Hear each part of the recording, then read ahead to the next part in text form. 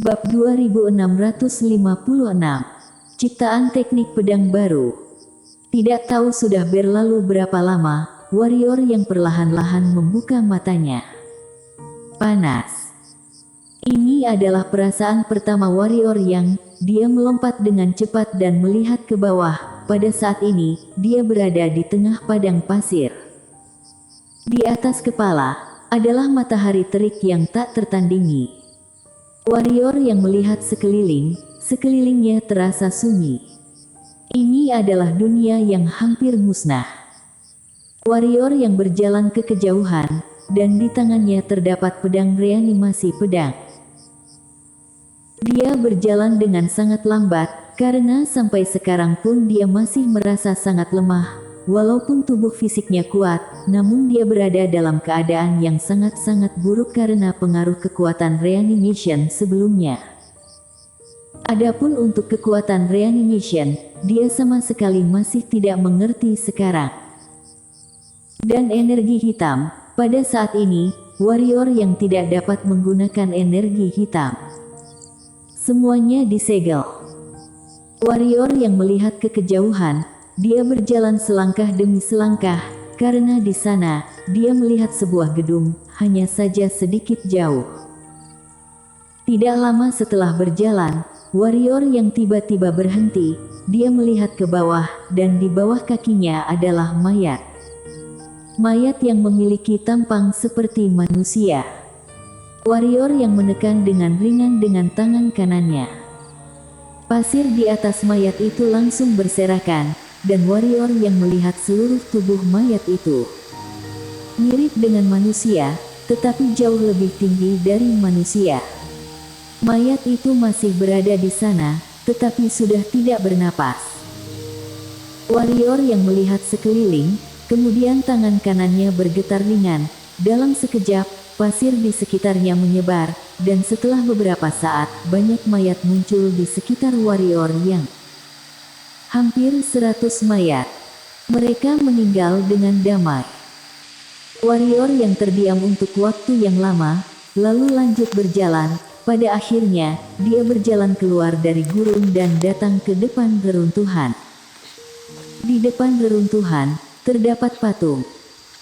Ada gantungan batu di depan patung, dan ada sebaris kata di atas gantungan itu. Pendatang, tolong berlutut, berlutut.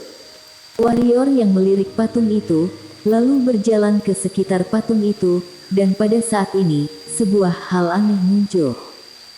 Patung itu tiba-tiba bergerak. Sebuah tinju besar menghantam langsung ke arah warrior yang. Ekspresi warrior yang langsung berubah, jari-jari kakinya bergerak, dan ingin menjauhkan diri. Tanah telah meretak pada saat ini, tapi dia masih tidak bisa terbang. Pada saat ini, tinju sudah mendekat ke arahnya. Warrior yang langsung menggerakkan pedangnya. Warrior yang langsung terbang dengan pedangnya, kali ini dia terbang langsung ke tengah padang pasir, dan kembali ke tempat dia baru saja datang ke dunia ini. Dan terkubur di dalam pasir. Entah sudah berapa lama waktu berlalu, warrior yang baru memanjat keluar dari pasir. Setelah keluar, wajah warrior yang pucat, seluruh tangan kanannya terus-menerus gemetar, bahkan tidak bisa memegang pedang. Setelah kehilangan kultivasi sebelumnya, dia menemukan bahwa cara dia bertarung tidak cukup baik. Seharusnya dikatakan bahwa itu tidak cocok untuk dirinya sendiri. Setelah dia tidak bisa menggunakan energi hitam miliknya, kekuatan pedang reanimation di tangannya juga menjadi sangat berkurang. Selain tidak bisa dihancurkan, pedang itu tidak memiliki fungsi lain. Karena tidak ada energi hitam, pedang ini sama sekali tidak memiliki kekuatan reanimation, sedikit pun tidak ada. Ia hanya bisa dianggap sebagai pedang yang tidak bisa dihancurkan sekarang. Warrior yang awalnya ingin beristirahat terlebih dahulu, tetapi pada saat ini, patung di kejauhan tiba-tiba datang ke arahnya. Setiap kali patung itu melangkahkan kakinya, seluruh bumi bergetar. Kedua mata warrior yang perlahan-lahan tertutup, dia tahu bahwa dia harus mengubah gaya bertarungnya sekarang. Kultivator pedang. Dia adalah seorang kultivator pedang. Pada saat ini, patung itu mengarahkan sebuah pukulan pada warrior yang, saat pukulan itu dibuat, dunia bergetar dengan hebat, dan terdapat ledakan udara yang tak terhitung jumlahnya antara langit dan bumi. Master alam takdir. Pada saat ini, warrior yang membuka matanya, saat berikutnya, dia memegang pedang, kemudian berbalik dan berlari. Lari. Namun, kekuatan itu bersifat menutupi, bahkan jika dia tidak menerima pukulan dari depan, dia masih terpengaruh oleh kekuatan pukulan itu. Jadi, warrior yang terbang lagi dengan mengenaskan. Kali ini, warrior yang bahkan tidak tahu kemana dia terbang, yang dia tahu hanyalah dia terkubur di dalam pasir lagi. Dan dia juga bisa merasakan getaran dari ruang sekitarnya. Patung itu semakin dekat. Warrior yang naik lagi, dan pada saat ini, patung itu sudah berada di depannya, dan saat berikutnya, patung itu memberinya pukulan lagi. Warrior yang menyeka darah dari sudut mulutnya, lalu melayang ke samping, dia menghindari pukulan itu, tetapi kekuatan yang berasal dari pukulan itu tidak bisa dihindari. Warrior yang terbang lagi. Putus asa. Tidak ada pilihan. Pada saat ini, warrior yang menyadari apa itu keputusasaan dan apa itu tidak berdaya. Jika dia memulihkan kultivasinya, dia bisa melawan patung ini dengan domain pedang dan pedang terbang. Tetapi sekarang, selain kekuatan fisiknya dan semangat juang, yang lainnya tidak ada bedanya dengan orang normal sama sekali. Bagaimana dia bisa melawannya? Sama sekali tidak bisa melawannya. Warrior yang hanya bisa menghindar dengan mengenaskan, tapi dia mengetahui dengan sangat jelas bahwa tindakannya sama sekali tidak dapat bertahan lama. Karena dia tidak memiliki energi hitam sekarang, dan dia tidak bisa lagi dipukuli sampai tidak bisa mati seperti sebelumnya. Kali ini, warrior yang terbang lagi. Di tengah udara, warrior yang mengeluarkan darah dari mulutnya. Setelah warrior yang jatuh ke tanah, dia dengan cepat bangkit, lalu berbalik dan berlari. Sialan, di saat seperti ini, tidak peduli apa itu keanggunan, tidak peduli apa itu pedang fana, dan tidak peduli apa itu kekuatan reanimation, ini semua adalah hal yang tidak penting, yang terpenting adalah menyelamatkan nyawamu terlebih dahulu. Kali ini, warrior yang berlari dengan sangat cepat dan menghilang sebelum patung itu menyerang. Patung itu tertegun sejenak, lalu kembali ke posisi semula, menatap ke depan, seolah-olah sedang menjaga sesuatu. Tidak jauh, di bawah sepotong pasir, warrior yang terbaring tak bergerak di tanah, dengan retakan di sekujur tubuhnya. Buruk sekali. Kali ini, dia benar-benar memiliki kondisi yang sangat buruk. Yang terburuk yang pernah ada. Kali ini warrior yang benar-benar dipukuli habis-habisan. Warrior yang menatap pedang reanimation di tangannya, sekarang, pedang ini telah benar-benar kehilangan kekuatan aslinya yang sangat menakutkan. Ia benar-benar terlihat seperti sepotong besi biasa, yang sama sekali tidak berguna. Tampaknya merasakan pikiran warrior yang, pedang reanimation tiba-tiba bergetar, seolah-olah sedang mengungkapkan sesuatu. Warrior yang tersenyum pahit, baik, aku tidak akan menyalahkanmu, ini semua adalah salahku. Pedang. Bagaimana mungkin warrior yang tidak tahu, apakah pedang itu kuat atau tidak sangat tergantung pada orang yang menggunakannya.